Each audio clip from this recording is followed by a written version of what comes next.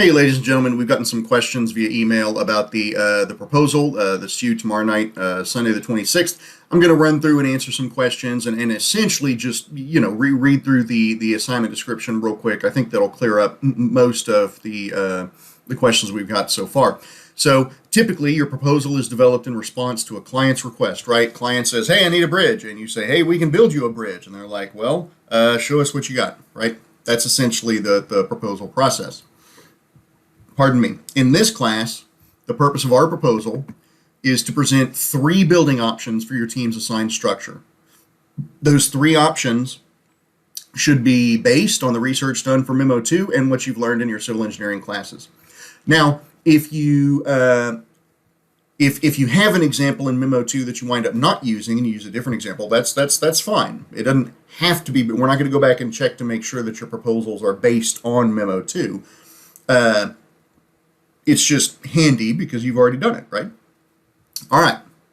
You're not required to design an entire solution. If you did so, your client wouldn't need you and instead would simply take your information. You understand that, right? That if I ask you for a bid or a proposal and you hand me a completed design, you just gave away all your work. So it's never a completed design.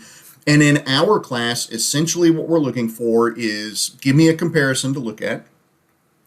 Tell me what its benefits are. Tell me what we would have to do to build it. 3, 4, maybe 5 steps total, right? Like clear the site, reroute traffic, right? I mean, just basic things. It doesn't have to be step by step. And then also tell us how much you think it would cost. Ballpark it. Try to hang it on something. Use RS means. Use your comparison project as a way of making a guesstimate as to the price for each of your building options.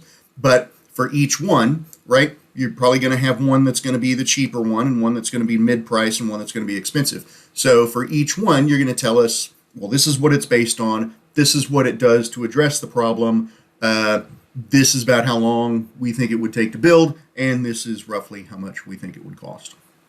Easy enough. All right. In the intro, briefly describe each person's qualifications and project roles. I do not mean we don't want you to make anything up. This is who you really are. This is not fictional you in 20 years. So if you're reading this and thinking, I don't have any qualification. No, you do. You've got senior level classes in civil engineering. You've probably had an internship. Just list whatever qualifications you have. All right? Keep it real. Now, your project role in the project is going to be whatever, if you were the one who found the examples or you were the one who looked up geotech information, whatever it is, just tell us what you did for the project. Then you're going to summarize the civil engineering problem situation you're addressing, which you've already done that, right? You wrote about it in Memo 1 and then you summarized it for Memo 2. You're going to provide 3 design options for your design structure. We've already gone over that, right? Pretty much low, medium, high. Provide a concise, non-technical explanation for each option. Briefly explain how the option could be implemented, citing examples of how the recommendation was implemented in comparable situations.